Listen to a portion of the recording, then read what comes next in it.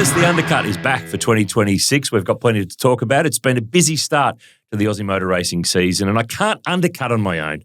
I need some friends. I need some brothers. They're back this year. James Moffat, Jack Perkins. We're good to go. There's been a little bit happening, though, just quietly. There has, definitely, Noons. It's good to be back with you both, so thanks for inviting us. Well, new set, new studio, new look, same shirts. Bit of a different setup, actually, but we've lost the jacket, so we're not, we're mixing things up a bit in 2026. You want the jackets to come back, James? Is that what you're saying? Well, all I'm saying is I might have done a bit of a new wardrobe in the off-season, and they're just sitting in the wardrobe collecting dust, but that's all right. All right, we might have to have a special Jackets On episode of the Undercut at some point. New Undercut logo is looking sharp. We didn't even have a logo last year, so we've definitely stepped it up in all sorts of areas so far in 26. But one of the great things, we've had great support along the journey at V8 Sleuth from Castrol. They're on board with us on the Undercut this year. And to get us warmed up, there's been a bit going in the last couple of months, but I wanted us to go through our Castrol Performers of the Week. And you guys have been having a look at the sport on the weekend, and there's a couple of interesting ones that have been going on. But I'd like to nominate a guy that we've all worked with over the journey as our Castrol Performer of the Week, or mine anyway, probably of the last few weeks and the next few weeks, because he's been pretty busy. But there's been so much about the television change in supercars in the off-season, and so much of it's been about the guys who are not there anymore. Neil Crompton, Mark Scaife, your good self. But I wanted to put a bit of a light on one of the guys who is there this year, and I think he's been an unsung hero for a long time. And he's proof that nice guys do win, Richard Craill. I mean, have a look at the performance and the workload lately. The Next Gen Series in New Zealand, the Bathurst 12-hour, Australian Grand Prix for Channel 10, calling Formula One with Damon Hill, 96 world champion. He'll do the 2 rounds of supercars in New Zealand. He's doing the Speed Series again, Bathurst 6-hour at Easter. This guy's never home. I mean, whatever he's paying in mortgages or rents or whatever, it's not working because he's not there to use that house of his. But I think he's proof that nice guys do win in the end.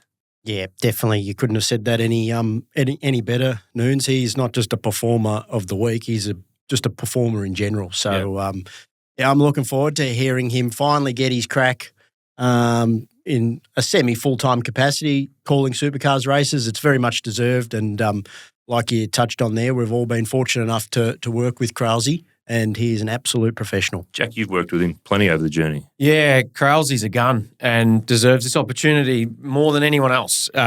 He's really good at what he does. He's a consummate professional, and I can't wait to tune in to listen to the dulcet tunes of Richard Craill when he's calling those supercars races, because I got to call the Grand Prix with the Australian Grand Prix support races, I should say. Races, back in 2012, I think it was. When they weren't part of the championship. Yeah, correct. Yeah. Correct. So what's that, 15 odd years ago now. So Kralsey's served his apprenticeship. He's done incredibly well, and he deserves this, so good on him. And we'll be watching on with interest, Kralsey, and you'll smash it out of the park, mate. And if you stuff it up, we'll absolutely be coming down on you harder than anybody else. Jacko, who's your Castrol Performer of the Week? Yeah, well, Noons, I do like my NASCAR. Obviously, on the weekend, there wasn't as much racing as usual with no Formula One, no supercars. But this year so far, Tyler Reddick has really stood out amongst the rest. They've had 6 races. He's won 4. He won the first 3 in a row in the championship, which was an incredible performance. But in particular, on the weekend in Darlington, I was very impressed because the car actually had alternator and battery voltage issues. It meant that he couldn't run with a cool suit or a helmet blower fan, and cycled to the back of the field, but just had car speed and got back to the front and won the race. And he looked stuffed after the race without having all the cooling gear. So for that effort, for winning 4 out of the first 6 races in the NASCAR Championship, Tyler Reddick is my Castrol Performer of the Week. It's pretty impressive, isn't it? Yeah, and I saw a stat pop up. It must have been just after the race. So he's the only driver since Dale Earnhardt Sr. in 1987 and Bill Elliott in 1992 to win the first 4 of the first 6 races. It's pretty impressive. So, that's pretty good company to be. Especially given what NASCAR is now with that current generation car and the lack of practice they have. But, driving for 2311, Michael Jordan wins the biggest race of the year straight up, the Daytona 500, and also beat Shane Van Gisbergen at his own game. Mm. So, he's on a roll. Just hopefully for him, the way that new NASCAR finals system is, hopefully he's not peaking too early. Yeah, you want to make sure that you're going later in the year. Who's your Castrol Performer of the Week? Because I think is it someone that's a bit that Goes around in circles as well. It does, yeah. It's a bit of a, speedway theme, if you like. But I've gone a bit left field. And I'm going to give a shout out to James McPherson, who won a high limits race in the US, the Cactus Classic in central Arizona. So, he's a perfect example of an Aussie over there that probably goes under the radar in terms of mainstream motorsport media and probably doesn't quite get the recognition that he deserves. He's a high-quality operator. Every time he comes back for the Australian summer, he's one of the drivers that is always contending for wins. So J-Mac, he always celebrates with a nice shoey after his wins. So, that's my Castrol Performer of the Week. Well, lucky we are putting the highlights on some of these people overseas, particularly the Australians doing things, because Speedway does a horrible job generally of telling the world what's going on in its racing with its drivers, with its teams. So glad that here on Castrol Performer of the Week that we can actually put someone from Speedway into the mix. Of course, it's for Castrol Edge. It's data engineered for Castrol's ultimate performance. If you want to know more, head to castrol.com.au/edge. It's time, though, now, the burning questions. Let's get stuck into it. We are 2 rounds down in the Repco Supercars Championship Series. There's 7 races, lads, that are in the books from Sydney Motorsport Park and Albert Park. But a bit of news going on. Grant McPherson is going to depart Grove Racing. He's the latest high-profile recruit for General Motors. So he's effectively going to replace Jeremy Moore in GM's technical lineup. But the question I've got is, can Grove stay competitive with another pillar being taken out? David Couchy's gone. McPherson's leaving within the next, 6 months. Can they keep staying competitive when their people keep departing? Well, it's going to be challenging. Obviously, Grant comes from a wealth of experience, having been at Triple Eight, but nothing not phases me, but I'm very impressed with how Triple Eight have managed to stay at the top, losing all their people when that included Couchy and Grant. So I think if they can take a leaf out of Triple Eight's book, which they've done, though, over the journey anyway. Keep their key people and their key processes and things in place and replace within. I think that's sort of the mantra.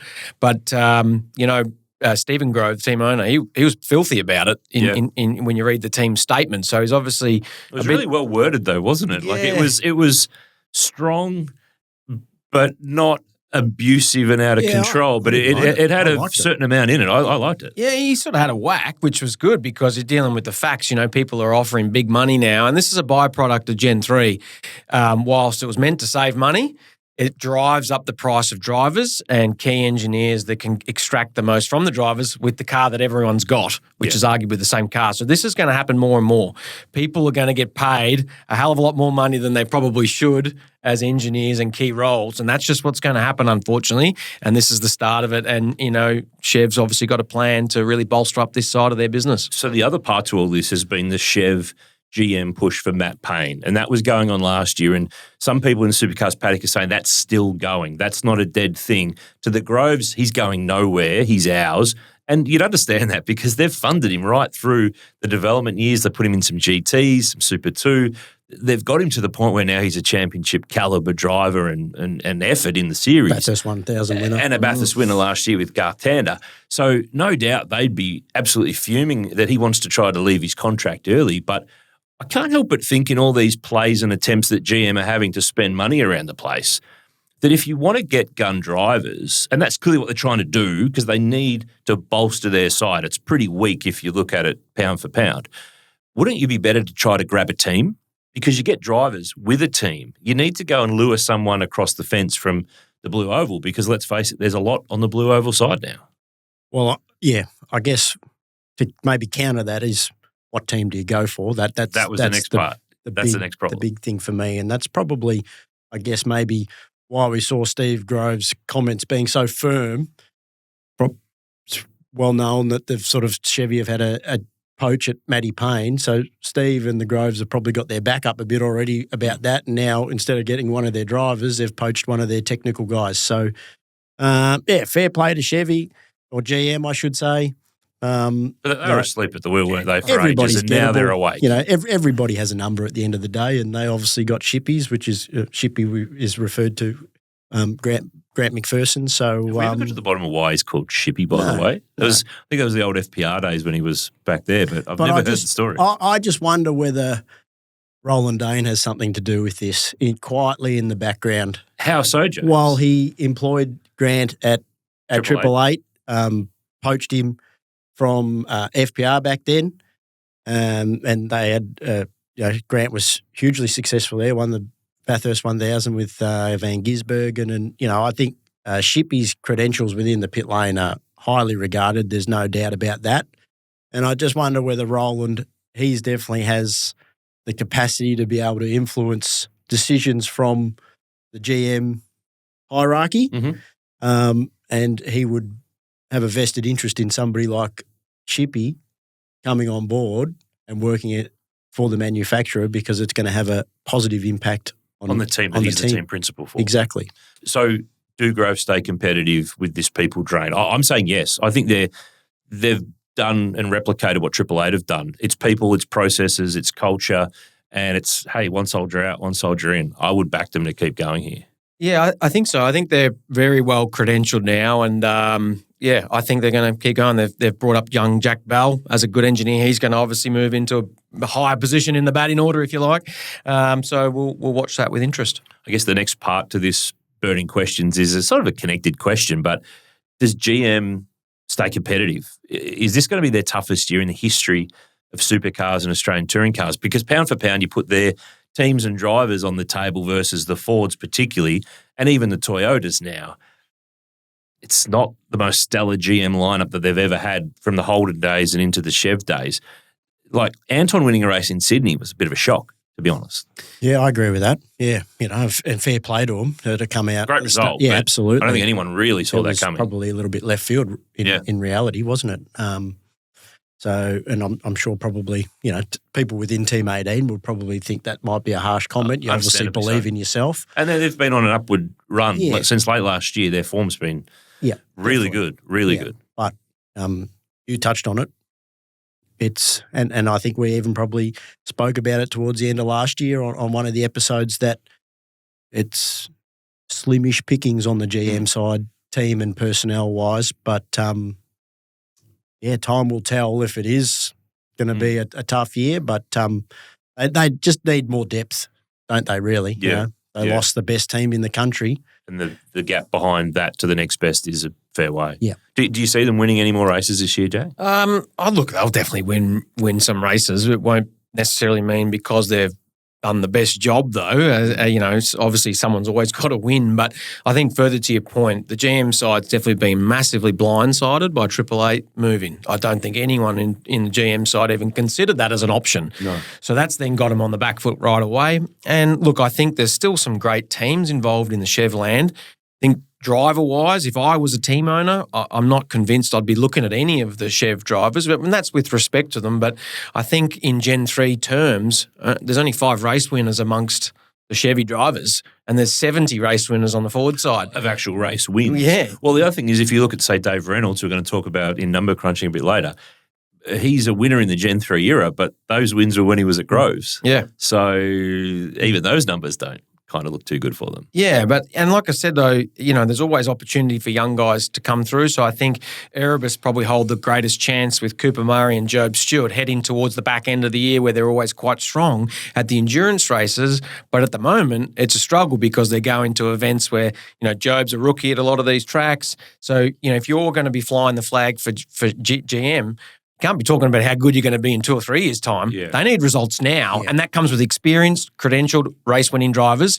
And like I said, with respect to the current crop in the Chev side, there's not a lot of them, and that's just the facts. Yeah. One guy who is a race winner because he's been up and about so far this year is Brodie Kostecki from the Shell V-Power Racing team. He's taken over the number 17 this year from Will Davison and in awesome form at Albert Park. But this prompts my question, is his one-man band team an advantage for his championship challenge? Now, I come from the point of view that Ryland Gray, rookie, we don't expect anything from Ryland straight away. He's got to find his feet. He's got to learn the tracks. He's got to learn the racing. This is all wired for Brodie to be the spearhead at the Shell V-Power Racing team, and so far so good. You look at the other teams he's contending with Groves, with Walkinshaws, with Tickford, they've all got 2 dogs in the fight. Somewhere along the line, there's going to be angst and tension. Someone's going to get sacrificed. Someone's going to feel aggrieved. At DJR, for championship and finals, it's all about Brodie. So he's in the perfect position here. He is at the moment. And I we've just got to give Ryland time. I think Ryland has great potential, but certainly what you've just said is right. You know, double stacking's not really an issue for Brodie at the moment. Let's hope it is, and that means that Ryland's up there competing. And if it ever is, it's easy to sacrifice Ryland. Yeah, definitely. Because he's not in a finals contention. Yep. We wouldn't expect anyway, and I don't think the team would expect that. And the other thing that you will eventually need is you need a teammate. You need your teammates pushing each other. Yep. And that's the advantage that Brock and Will have, Payne and Kai Allen have, Chaz and Ryan would have. Yep. You could argue Waters and Randall to an extent. You know, they're close enough. They're closely matched.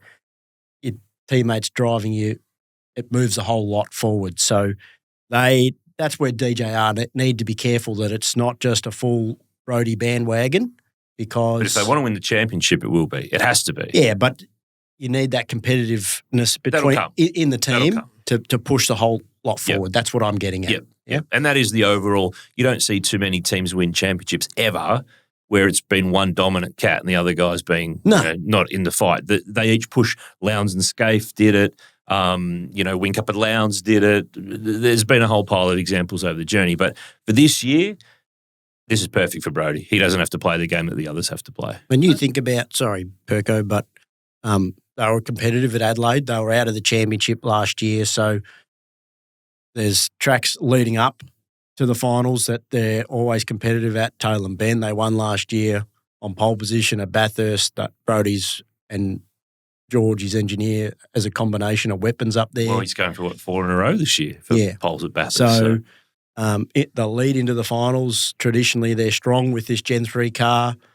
Obviously, it all turned to shit for them at the Gold Coast last year, but they would have learnt from that.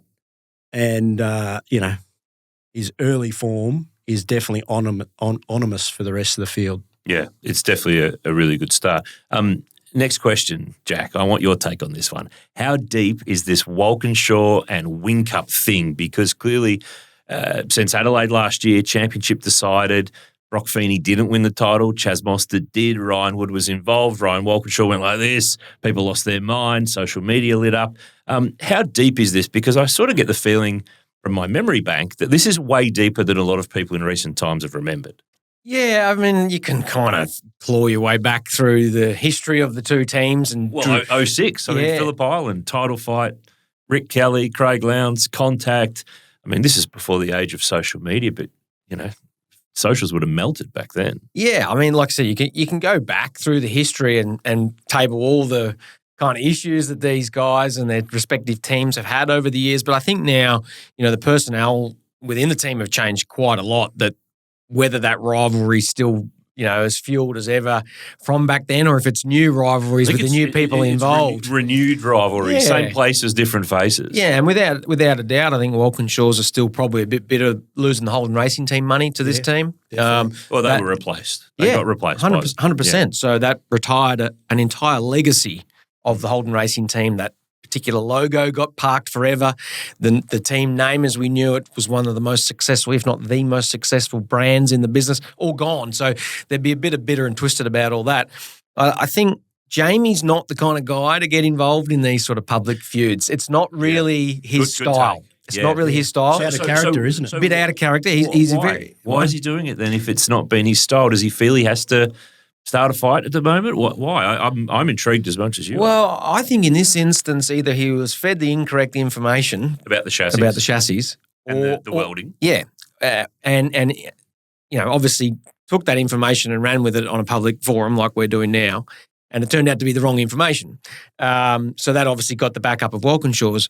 But probably in all that, there's a bit of a dig in supercars and the rules and how all that was done. So I think Jamie probably wasn't looking for a fight with Walkinshaw's. He was probably just suggesting that the way the rules have rolled out and a few other things probably could have been handled better. So he got something he probably wasn't intending to get. Yeah, and the biggest problem, and worked in the media before, the biggest problem now is Jamie Whincup will never do a podcast again. He'll be closed shop. Because of the he just doesn't need the grief. And I think they got him out for one and have a look at the uproar it's caused, and I think he'll just quietly go back to being the CEO and doing his business. And the next phone call, come and be on my podcast, he'll be busy. He'll be busy. That's my take. That's my take. Moff, what's your thought process on all this? You've been around the game a long time, and as you boys said, it's rare for Jamie to play the game that way. That's why I was quite surprised. And by the way, we're talking about his comments on an Apex Hunters podcast, Scott Pye's podcast. To completely cover that off, we're not hiding where that was. That was where it was, and that's what it's created in the aftermath sense. So, and that's always an interesting situation too. Great to get, and that's what we want. We want the access to the people, but then when things end up going off sideways when they don't intend it, I get it. That's what makes it hard to bring it back. Definitely. And I think it's a good thing that, if you want to call it a rivalry, I think it's great. Yeah, more of it. Whether the rivalries between the team owners is the right way, I think the rivalries need to be more between the drivers. But isn't that like coaches in football? I mean, that's not a bad thing to have. I think... we'll take any rivalries because we haven't had too many for the last couple of years. Yeah, that's why I'm saying it's a good thing, but I would like it to maybe step into the But it has been, though, Feedy and Wood. Like, I can't wait to see them on a racetrack together. Because there's clearly animosity there. There's clearly Brock's got there's the rivalry there. It's in the cars as well as outside the cars, which is we're getting the best of both worlds. But were you surprised by Jamie's comments? Touching on what Perko said, he was obviously confident in the information that he was given to go with it, which for it to turn out not to be correct is, I would say, not knowing Jamie that well or personally really. He's always come across as very controlled and measured and would err on the side of caution with comments like that from what I have observed in him as a character. So that's unusual. But I also wonder maybe deep down is other comments a bit of a deflection on the fact that the headline coming out of Adelaide was obviously the clash with Ryan Wood and Brock. And Brock losing the championship, but he didn't lose the championship because of that incident. The car ultimately failed. He would have driven back through the field. Exactly. If that engine doesn't have that drama. Yeah. Exactly right. He was until he was driving back through the field. So is there a slight deflection there? But I love it. I love, especially, Ryan Walkinshaw coming out and speaking as openly as he did. And, his passion for the sport, I think, is as good as it needs to be from a team owner level. I think we should, more of it would be great. Yeah, we wanted rivalries and we've definitely got them now, whether it's in the pit lane between the team principals and owners or it's the drivers. More the merrier is what we would absolutely want more of. Gents, is there a finals system change of mindset this year? Because I think that was part of that last year Adelaide Championship deciding element too, where one team won the title, who had said, hey, look, we played for this. All year we aimed to play the game this way and the other guys didn't and we won and they didn't. Do you see a change in these first two rounds? The way that people are driving, the way that things are going on track? Well, I think that is total BS from Walkinshaw's last year. Like, you look at this week, the next two races in New Zealand, there's no way that anyone's going there testing things for Adelaide. Correct. Everyone's going to New Zealand to try and win the car race. Correct. But clearly, if you haven't won, there's a bit of job justification going on, and you could say that you're practicing and testing and everything's focused on the finals. But that's why I say that's BS, in my opinion. Every week you put your best foot forward, whether it's in New Zealand, the Australian Grand Prix, Perth, Adelaide Grand Final. Yeah. So sure, the importance has been highlighted from last year where Brock Feeney dominated all season and didn't win the championship because he didn't win the last race of the year. But I don't know if that changes anyone's mindset throughout the year. That is just complete justification for losing races throughout the year. Let's give away a weekend while we test some stuff for the finals. As a driver, you're certainly not going through turn 8 at Winton or wherever they're racing going, I might just button her off a bit here so we're not going as quick as we could be. Every time you pull the helmet on, you're going flat out. And for the amount of work and effort that goes in behind the scenes to get these cars to the racetrack, I can't see the crew or the engineers buttoning off either. What I actually would see this year, the racing intensity looks like it's lifted. Is that because of the final system that's ahead? Is it because there's more young drivers in the field now this year? It's the youngest ever field that we've seen on average age. Is it a reflection of both of those things merged together? Which one's the key? It is a bit like the footy home and away season in the sense that you want to know what you're going to get done for in the tribunal. You want to know if a high tackle, you're finding the limits, right? And I think that all then puts a blowtorch on the grand final and how you can race. Because if the final four competitors are line astern, you want to know what the yardstick is, how the Craig Bairds of the world who officiate the driving standards. How is that being officiated through the year? So you know how you can race, how you can play the man, because ultimately that's what you've got to do. You're playing the man. And that's where the last race is mega important, because that's the one you got to win. And but it's got to, from the officiating point of view, it's got to stay consistent the whole way through the year. Race so the penalty you give out at round one has to be the same penalty you give out for the same infringement. Yep. At the final race of the year. Yep. Doesn't matter if it's for 13th or second. Whether it's the title that's on the line or it's the guy's not even in the fight. And the drivers, I think, are possibly racing a bit harder just to know where you stand. How you right now it doesn't hurt you as much. Well, so often with these rules, you're on a seesaw. You're either, you're so close to being in or out of being right or wrong. They're hot on the free kick for in the back. The next week they're hot on the free kick for holding the ball, and it drifts and it comes in and out. And I'm not a footy expert, but the players that play in the grand final would have a similar mindset. You've got to know what's right and wrong and how that umpire is going to blow the whistle, because it is the difference between winning the grand final and not winning. So it's mega important. I tell you what, one of the things that's been really impressive in the start of the year has been the Blanchard Racing team. They have come out of the blocks in the first 2 rounds and probably exceeded everybody, including their own expectations. So my question in Burning Questions is BRT the real deal? I don't think it's a big enough sample size just yet, but gee, it's been an impressive start. Well, you're right. Straight off, it's been a super impressive start. And if you had said to anybody that those 2 cars would lock out the front row for the first race of the year, I'd love to have seen the odds. Somebody said yes, then they're absolutely pulling your leg. You would have checked the date. And I say that with huge respect. I have a great amount of time for Aaron Cameron. I think he's a great talent, up and coming, and I've done a lot of racing as teammates with GRM, with Jimmy Golding. So I know those guys really well. But it's been impressive, their start, definitely. But it's a small sample size. Without being too critical on them or harsh, if they can keep it going over the next few rounds, then, you have to say they are the real deal. They're obviously tapping into that 888 relationship very well.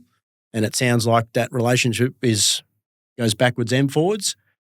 Aaron Cameron, the biggest thing with Aaron is obviously he's gone through the Grand Prix and just had a shocker in terms of race results. But the hardest thing in this category, supercars, is qualifying.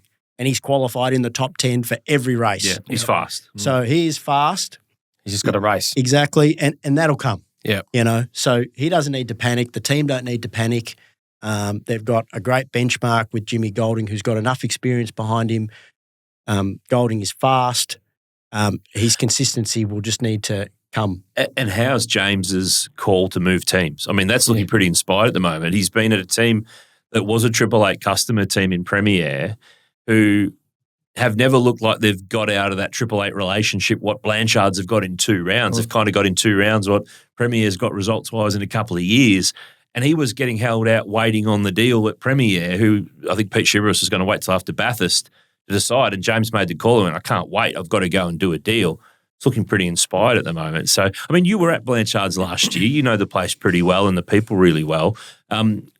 What's changed there? Is it as simple as 888 and a new driving addition there that mixes it up a little bit? Or, I mean, clearly they've invested heavily, but something's changed. Yeah, I mean, change is as good as a holiday, right? But first of all, I had to laugh. Richie Stanaway, who's going to be James Golding's co-driver at the endurance races, I did laugh at his social media over the SMP weekend. He said after the pole position, they should get a camera down to the Premier garage to see what the reaction is down there. I thought that was bloody funny.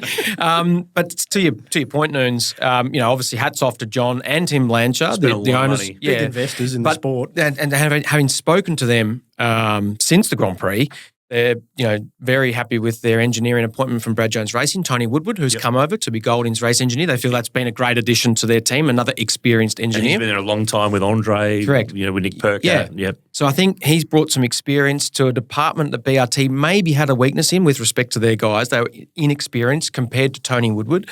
Obviously, the second part of that is the 888 Alliance is obviously working really well. But I can tell you right now, the BRT team are nervous about Taupo. last year. They had a back row lockout and they were over 1 second off pole position.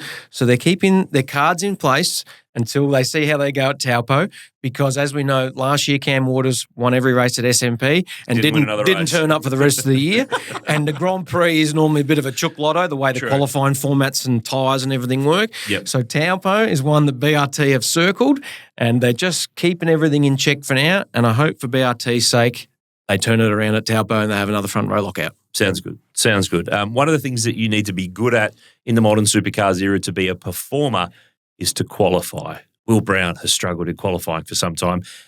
The simple question in Burning Questions, how do you get better at qualifying? It's not like you can go and do testing for qualifying like a footy player. We've got a lot of footy references today, but you can't go and just practice goal kicking. Like, how do you go and get better at qualifying as a race driver when you can't get in the race car to go and do it? It's $1 million question, really, Noons. If we probably had the answer, you wouldn't be here. Well, Jack and I probably wouldn't still be here. We'd probably still be in a full-time gig in some capacity, maybe. But it's a weird one, qualifying. I can only just speak from personal experience. There's sometimes where you feel like you've driven the perfect lap, or that's absolutely as good as you can drive, get the most out of the car, and you might be, 15th on the grid. And then there's been days where the lap doesn't feel that special and you might be on the front row. So, it's a combination of it all coming together, getting your tyre pressures right, your car set up right, phasing everything in.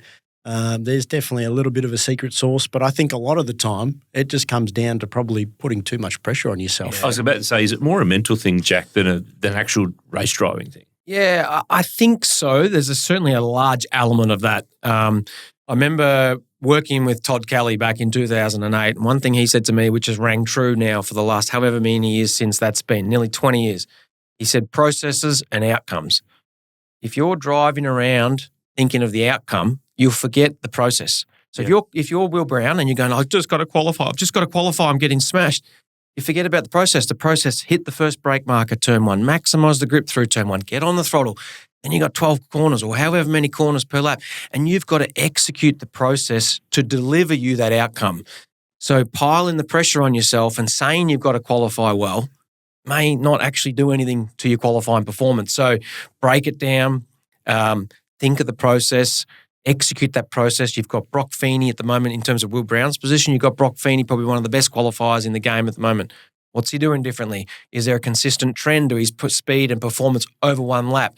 How can we copy his process and deliver his outcome? So it's a lot to it, and that's often where sometimes the raw speed drivers, who I would say is Will Brown, when they've got to find that next percent, it's hard because they're kind of covering it at the moment on natural ability. But someone that's working a bit harder is getting a bit more out of it, and that's possibly where Will's at. I can't speak on behalf of Will, but that's just my experience and my observation. Trust in the process, and the outcome will follow. So many burning questions here on the Undercut. We'll have plenty more during the course of 2026. But recently, Phillip Island came back to life with the historic event down there, celebrating 100 years of Penrite, who have been heavily involved in that event for some time. There's some awesome cars, some amazing people, some amazing stuff. So we thought we'd bring you some sights and sounds from the Phillip Island Classic.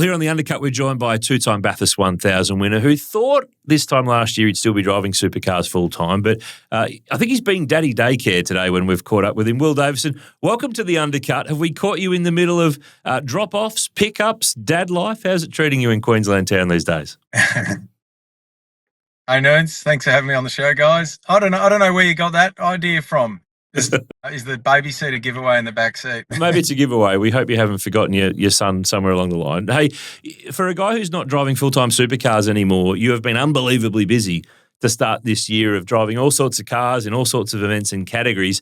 You probably haven't had time to really catch up and ponder everything that went down in the last few months of last year because you haven't had time to stop at all. Yeah, it's been a crazy start to the year, and I suppose I'm not sure if it's a good or a bad thing. I haven't had a moment to sit down and reflect and really probably reflect on the career to date, and a lot of it was unplanned. And I was really keen to not only keep myself sharp, but have some fun and get back to ultimately why I got in the sport. And I'm having a lot of fun, but also just trying to keep myself out there as much as I can because you never know what's around the corner. We'll just rewind back for a second, mate. You covered off about what you're doing now, what you've got on. There's plenty for us to chat about. But take me back to the latter part of last year with the whole DJR situation. Clearly, you were of the opinion you were going to drive on this year, and then that changed somewhere along the way. So how did that process all unfold? Because clearly it was a difficult time at a big part of last year at the very end of the season. We're getting juicy, are we, nerds? It's something I really try hard now not to be a victim or feel hard done by. The sport doesn't care for your hard luck stories. At the end of the day, there's been so many amazing drivers over so long where these sort of situations unfold, and I think over the journey I've been able to bounce back from situations like this, and I suppose I know the sport well. I know what it entails, and it's cutthroat, and it was a bit annoying because I suppose I certainly was contracted. There was a lot of noise going around all year long, and you're constantly looking for reassurance. And when you're turning down multiple opportunities because you believe you're racing, and then late in the day comes apparent that's not the case. It's a bit of a hard one to swallow, I suppose. So end of the day, it all transpired pretty quickly in the end, and a lot of the obviously full-time gigs were gone, but fortunately, the Grove opportunity presented, and I was very fortunate to end up in the car with Matt Payne. Will, it's not the first time you've been left high and dry back in COVID times with the 23 Red Racing. We both copped the brunt of that. But tell us about, when the supercars rolled out on the grid for that sort of pre-season test day and the first race at Sydney Motorsport Park. Was there a time where, you felt, hey, I'm actually not there now, and you sort of start to miss it? Or have you been able to keep yourself busy enough where you haven't really been able to think about it yet? Yeah, I think the first time throughout the COVID era was really difficult. I honestly felt then that my time wasn't up. So that was a bit of a different emotion. I think this time, once I let the guard down and I realised I was out of fight at the end of last year, like it was when it was done, and I realised there was no way back, and I accepted it, and I was quite at peace with it. I was annoyed by some of the handlings of things, I suppose, from a human element. I felt a bit hard done by, and there's not many morals out there often in this sport, but I felt like from that side of things I was just disappointed, but I felt at peace with my time. I was proud of what I'd done and the effort I'd put in over the journey, and I to be honest, when they rolled out at Sydney, I enjoyed being on the other side. You see some of the young talent out there now, and actually I suppose it was a sign for me to realise that the timing was right, because I'm enjoying helping young talent. I'm enjoying seeing a bit of the sport from the other side and the other perspective.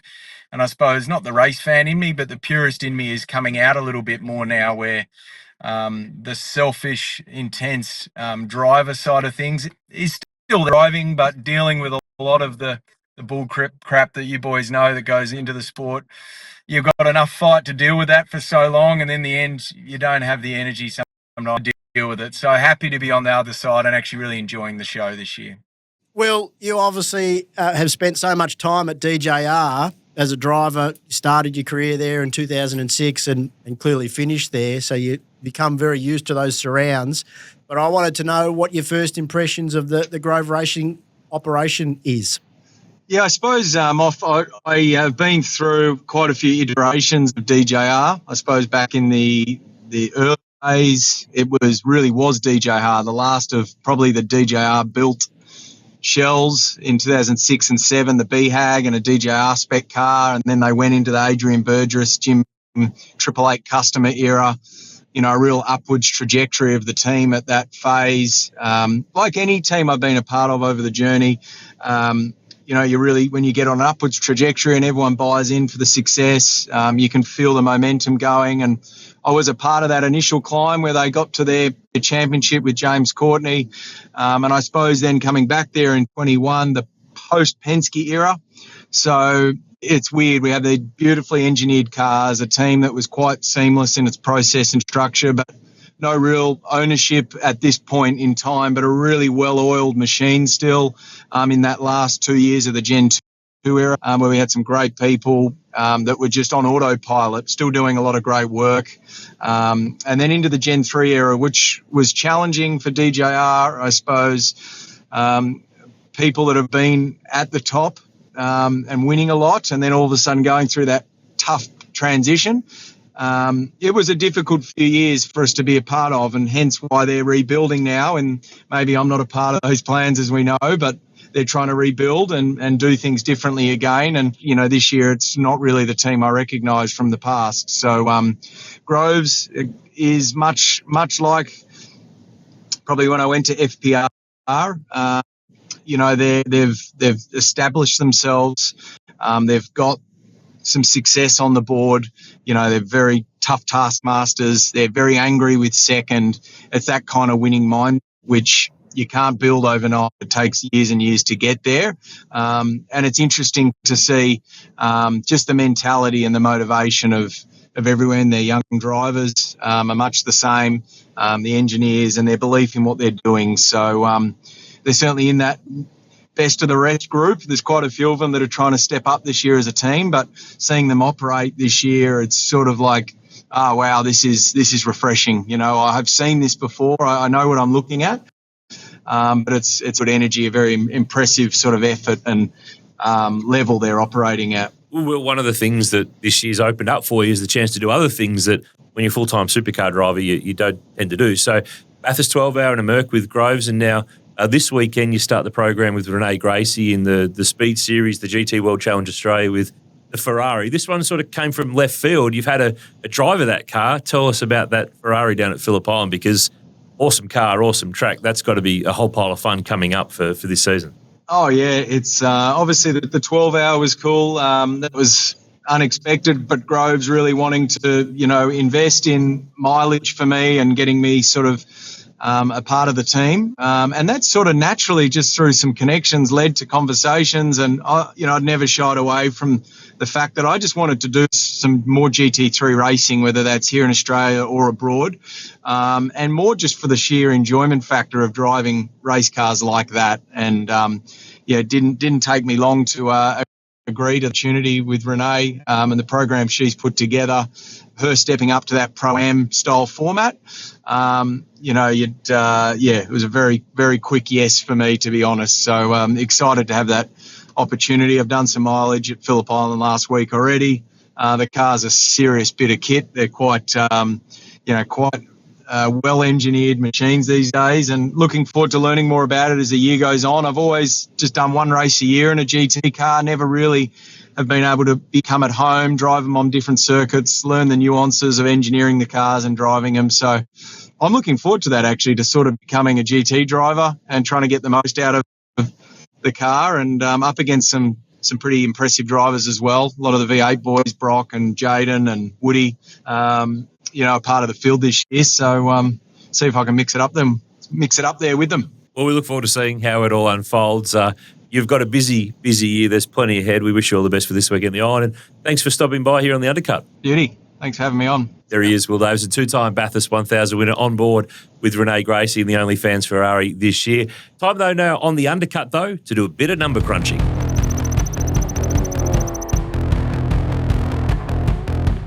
Righto, lads, let's crunch some numbers here. And I wanted to focus in on our close personal friend, he who is somewhat loose, David Reynolds, because in Taupo in New Zealand at the next Supercars round, he's going to rack up his 500th Supercars Championship race start, which puts him in a pretty elite category. He's only the 13th driver to ever do this. And if you go back through, I mean, he's 8 times a race winner in the Supercars Championship. He's got 17 poles, 45 podiums. When it comes to New Zealand, he's been a winner there before. Pukekohe back with the days of, it was the Bottle-O car, wasn't it, when Craig Lowndes had that huge blowout tyre at turn 1. But he has been a winner in NZ before. So for Reynolds joining this big group, he's been around since 2007. It's nearly 20 years since he made his Supercars debut as a co-driver, and he's now the oldest driver in the field. I mean, I feel old when David Reynolds is the oldest guy in Supercars. Yeah, it's crazy. We're all getting old, Noons, and these are just reminders of that. But, Davey's It's a good thing to be getting old, though, fellas. So let's just remind ourselves of that. For Davey to be involved in the category for such a long time as a full-time driver, to get this milestone is a testament to his driving ability. For nearly the last 15, 20 years, when it comes to Bathurst, if you put some money on someone running top 5 in the top 10 shootout, David Reynolds has been there every year for me. His ability to step it up at the big races and still have a joke outside of the car has been something that the sport has leaned on so much over the years, because when others haven't had personalities, whilst Dave's personality is a little bit left of centre. A little bit. It's still been a breath of fresh air to really promote our sport. And, like I said, congratulations to Dave to getting this achievement. He's been a stalwart of the category and deserves every accolade that he gets for his determination and desire to stay involved. And I'm sure, in the last year or so, he's probably just been a bit out of form in with the teams that he's driven for as well. But he's going to go down as a Bathurst winner, as you said, multiple race winner, and the starts are still going. There's no end in sight at the moment for Davey, so that could easily get to 550 if he plays his cards right. Well, I've got bad news for him, though. Well, actually, it could be good news. There is a chance for him to create history, because no one of those 12 drivers that have come before has won their 500th race. So he could be the first time to do it. The closest anyone's got is second. Rick Kelly did it at Phillip Island in 2018. I think that was the day that all the tyres exploded down there. That was 2017. That was the year before. Yep, the year before. Because I remember I was in that race. You had a tyre explode? I got the phone call from the engineer saying, just look after the right front tyre, mate, if you can. Bang. And I responded, I said, yep, no worries. There's not very many left-handers around Phillip Island. Did it go bang? It did go bang, It did go bang eventually. Wing Cup at Sydney Motorsport Park in 2020 and Will Davison in Darwin in 2022. So Dave's got a bit of a chance there. But look, he is the character. He is the clown prince. He is the guy that threw the pot plants off the podiums, all that stuff. But we've gone back in the archive a little bit here, haven't we, Jack, to find a little bit of some of his best social media work that I'd completely forgotten about this. Yeah, so 2014, I was teammates with David Reynolds at Tickford, or whatever it was called back then. They had about FPR, would you believe? 35 No, name it would have been changes. Pro Drive back then, wouldn't it? 14, it was FPR. Hey, we don't need to lose time thinking about it, because okay, there's let's plenty of different let's get team on to the names. good But we stories. all know the Right. team in question. We're just not sure of the name. But Dave and I had a great year together as teammates. We were sort of the third and fourth car there. And look, there's a lot of memories from that year, but one weekend in particular sticks out for me. Was Sandown in 2014. And I had to laugh because the start of the weekend, Dave said to me, God, I hope I get interviewed this weekend. And I'm like, oh, why is that, Dave? Like, pretty good chance you're going to get interviewed. And he said, I can't tell you. Anyway, so we sure enough get interviewed, and I think I was in earshot, or someone told me. And he signed off his interview, sort of copying Craig. Mid-race. Mid-race weekend, yeah. Signed off his interview like Craig Lowndes would, by saying, hi to Levi and Chili back at home, which is how Craig would say hello to his children. And Dave thought it was just hysterical. And in the moment, it was certainly quite funny. But that wasn't the funniest thing to happen that weekend because, as we do as professional sportsmen, we get drug tested from time to time.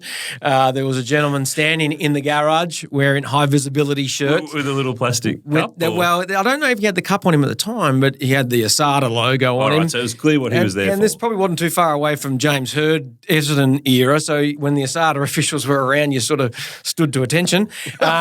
Dave Reynolds says to me, Jacko, grab a photo of me with this fella. I'm like, yeah, okay, mate. So I pull my phone out, take a photo. And then sure enough, that night on Dave's Twitter, as it was called back then, this guy saw me with my bits and pieces hanging out today in slightly different terminology, but that's just one of the sort of quirky things that Davey Reynolds would get up over time. He thought it was quite fascinating that bloke saw him with his strides down. I think everybody forgets. With the member out.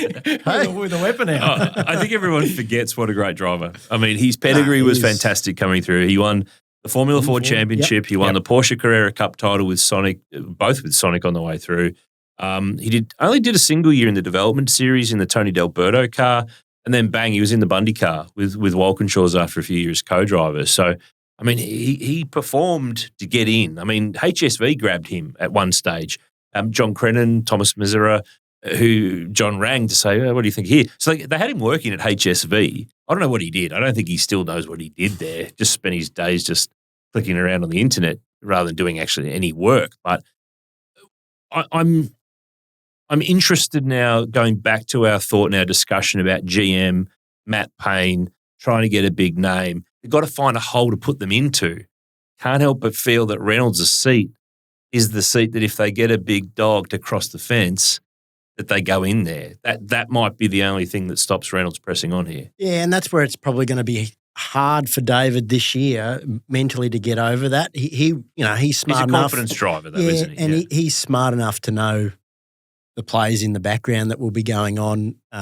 He was only renewed for one more year with his contract with Team 18, despite wanting 2 years.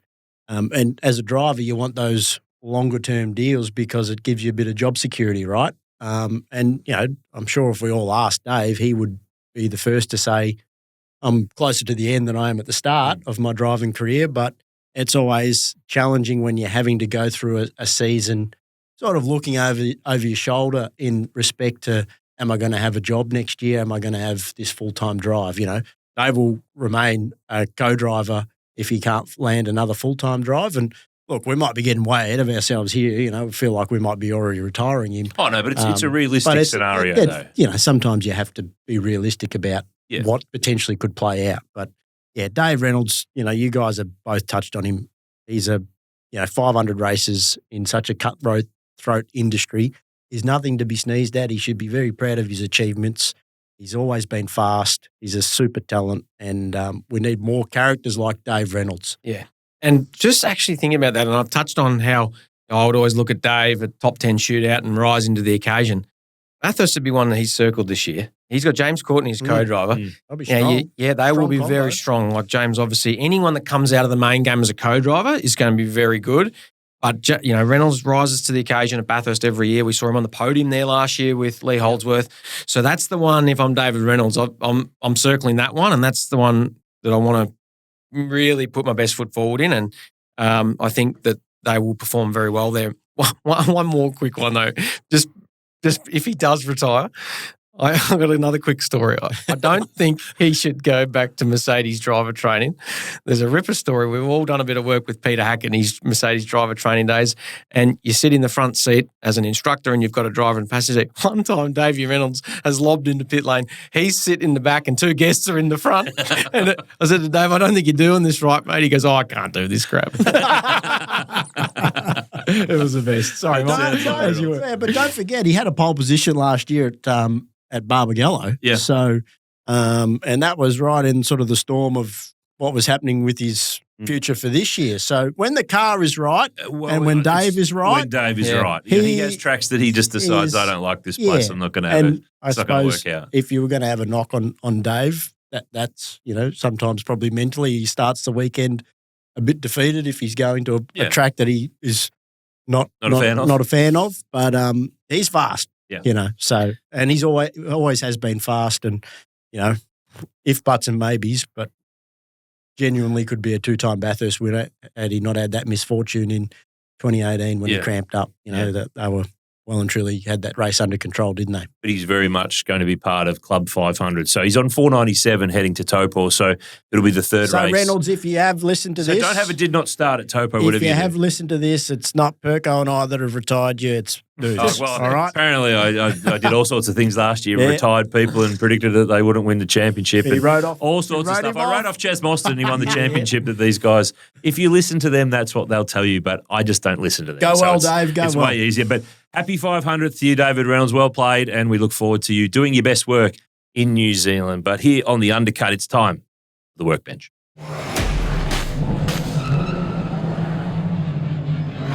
So on the Workbench, I wanted to dive a bit deeper into a new category for 2026. It's the Mustang Cup. It kicks off this weekend at Phillip Island as part of the Shannon Speed Series, which will feature the GT cars, GT3, GT4. And you could probably say that it's the Undercut Cup this weekend because you boys are going to go at it in the Mustang Cup. But for those who don't know, what is the Mustang Cup? Because it's brand new this year. So give us the dummies guide to this new series. Well, Moff, you've done a few laps or none? I'm probably the first dummy for sure. I haven't even sat in the car. Oh, that's no problem. So we're a couple of days out from the event. So as I roll out of the garage for practice one, that'll be the first time I get to drive the car. So Perko is probably a little bit better placed to explain what the cars are at least about because he's had a bit of a drive. You have had a pedal in yours at Sydney Motorsport Park. Yeah, correct, Noons. So it's obviously a new one-make series that's come to Australia. It's kind of a worldwide formula in the sense that it's already been in America, and we saw it last year at Le Mans as part of the 24-hour. I didn't know if you're going to say Le Mans or Le Mans. Well, I knew someone would pick me up either way, so we can have Le Mans and Le Mans just to keep everyone happy. Yep. Young Cammy McLeod actually ran over there along with Tony Quinn. David drove one? Davey Wall had a massive shunt in one over there. Okay. And a couple other Aussies had some cars over there as well. And those cars all came back actually to the Sydney day when we had the media day. Those cars were all there. And the reason I'm involved is Earl Evans, Shaw and Partners CEO, bought one of the cars when they first came out to Australia. And he actually wasn't planning on racing it. It was more an opportunity to do some driver days with him and some other people involved with Ford and whatever else. And then we were talking over Christmas into the new year about what our racing endeavours would look like, and Earl kindly offered me the car to race and help bolster the numbers of the new category, which Ford are heavily behind.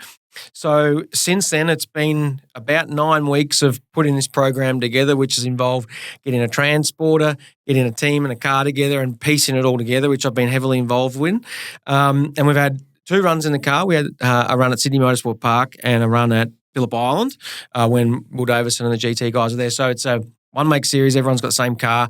They're made in America. They're brought in by Medeckis. Left-hand drive, 6-speed H-pattern gearbox. The specs of the engine do escape me right now. I'm becoming a Coyote sort of something engine, like that. I'm becoming a Ford guy from the other side. So this is a bit new to Jacko. So I think it's a 5.7 litre Coyote, if my memory serves me correctly. So not much aero though. Slick tyres. It's very production. Yeah, Michelin slick tyres.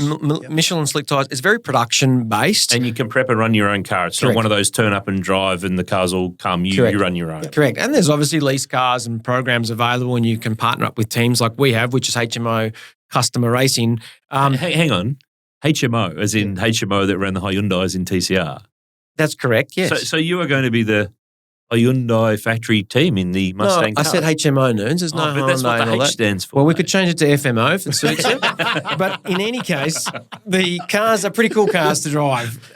ABS braking, which is a bit quirky for me, just to get your head around. Had ABS in a race car before? GT3? No, yes and no. My experience is limited. So just getting your head around that is probably the biggest challenge for me. Left-hand drive obviously is not that foreign to me now. I've even done some stuff last year.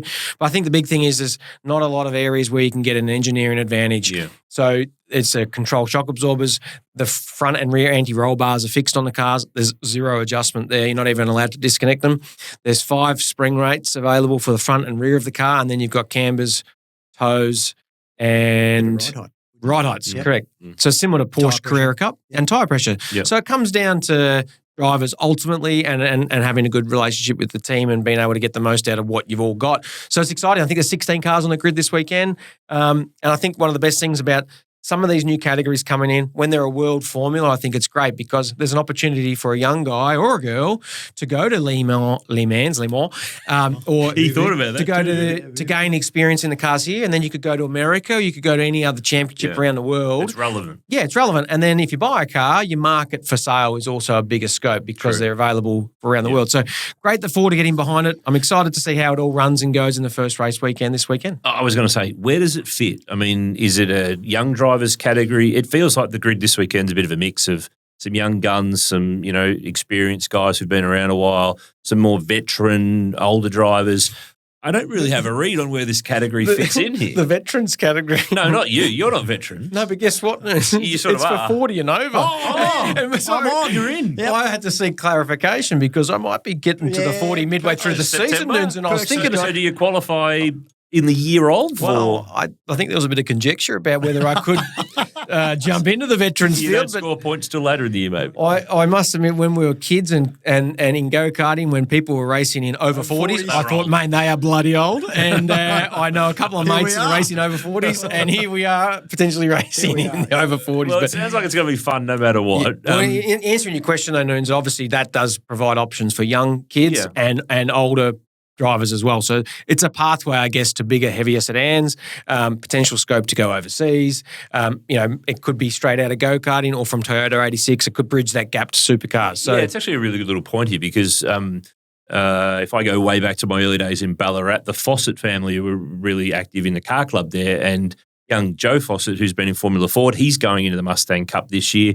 He works at Mike Borland's as his day job during the week. So he's another young guy who's taken that opportunity that wouldn't have the budget to go to Super 2 or maybe even Trans Am, but this is something that they can run as a family and be up against guys who are known entities as well. So great opportunity and platform. I mean, we've got a lot of one-make series, which is my only knock on having all these one-make categories, but at the end of the day, then you don't have drivers who are coming through and you don't really know if they're any good or not because you actually know if all the cars are pretty much the same. You know which teams are good and therefore which drivers are good who've done a job in it. But not just Mustang Cup this year. You're back in Trans Am, but you've swapped sides this year. You guys are Camaros at GRM when that all kicks off at the Bathurst 6 Hour. Yeah, that's right. So why? Back again. Why is it so? Back again with GRM and Trans Am. So that's exciting. Looking forward to that. But yeah, bit of a change for us in the off season with the purchase of some new Camaros, which Are they literally brand new, fresh, new car smell? brand new cars. So two new race cars this year, Mark. Wow. Yeah. Look This is at gonna be a But I record. must admit the Mustang for this weekend is not a brand new car. It has Right. been raced before. Okay. So whether it was one of those cars that did race at Le Mans, I'm not quite sure. Not Lee Mans. No. But yeah, so yeah, Baz and I believe even Gary, before he sadly passed, had spoken about changing to the Camaros, which in Trans Am is just the body shape. All the cars are identical underneath. It will just mean this year we are powered by Chev engines in a Chev-bodied car, whereas all the Mustangs that you see in Trans Am have a Chev motor in them. But Camaro's never won a race in the National Trans Am Series. It's been all Mustangs or Dodges. Hopefully Noons, we're about to change that. I was going to say, there's a big some opportunity point, here for you. during this year. Hopefully it doesn't take us too long, but we kick things off at the 6 hour at Bathurst on Easter weekend. It's interesting, though, Noons, further to your point about one-make series, and the problem often in Australia and New Zealand with the limited population is, and Moff's a great example, potentially him jumping into Mustang might then mean he wasn't racing Trans Am. And it's normally at the, there's not a growing number of competitors getting involved, unfortunately. So it's normally at the detriment, we see it a lot with Carrera Cup and GT3. Yeah. People go and race GTs for a few years and then decide to come back to Porsche. Because the new Carrera Cup car comes out. Correct. Yeah. So that's, unfortunately, when we've got a small population, that's the only downside to more and more categories coming in, is that it doesn't all of a sudden mean there's a heap more drivers, competitors, teams, car owners, and so on. So you just hope that you're not robbing Peter to pay Paul. But what I will say about this Mustang Cup is the commitment that Ford have to it. It's is manufacturer backed. It's not like it's 100% being run off to the side. Kudos to them. And the fact that it's a platform that is worldwide, I think is very similar to, Carrera Cup, if you like. If you're driving Carrera Cup in Australia, you can go and jump in one in Asia or in Europe, and it's the same specification car. So there's the opportunity for people, young guys maybe, to do that, even older guys. Veterans perhaps. But 39 plus. Anytime you have a manufacturer of the might of somebody like Ford that's so invested in motorsport globally, it's fantastic. Fantastic for the competitors, the teams, and the fans. Yeah, and just to touch on that again further it's like what Porsche do. For us setting up a team this year, we didn't have to go and buy $30,000-$40,000 worth of spare parts to put in our truck because Ford are providing the spares truck. So you only need to grab them as you do, which is a great way for a father and son to get involved because you don't need to go and buy a B-double transporter to put all your spares in. You just buy a few sets of wheels. Get what you need when you need it. And I think it's a great cost-effective way to go car racing because no one wants every transporter in pit lane to have $30,000-$40,000 worth of spares. I mean, the people selling them probably do. But from a competitor's point of view, that's where the costs get out of control. So the Undercut Cup is on this weekend between you two. How many races in the round? 3? Two races. 2 races. Yep, two races, so 2 qualifyings. There's a chance here for some bragging rights when we come back for our next episode to see how this has managed to unfold. So Phillip Island this weekend, Mustang Cup, it kicks off. But on the Undercut this year, we're going to have a classic clip in every episode of the show. And I thought, being Phillip Island this weekend, being you boys in action down there, we'd go back in the vault and find something pretty cool to round out the show from the island. Now, it looks very different 30 years ago. 1996, Mark Scaife has dug in his video files for us and dug this out from a private test day. This is the Gibson Motorsport. Remember the Sega Saturn Commodore of that year? The VR Commodore became the Network Q car for the Enduros. Beautiful sounding, crisp Chevy engines from Gibson Motorsport in that era. In fact, Scaife opens up about that era in the new V8 Sleuth magazine that's going to be out next month. But we've got this amazing vision that he's given us. So to finish the show this week, hope you've enjoyed the Undercut. A big thank you to the team at Castrol Edge from jumping on board for us this year. But crank it up, wind the clock back 30 years. This is Scaife at the island in a Commodore. We'll see you next time here on the Undercut. It's part of the V8 Sleuth Network.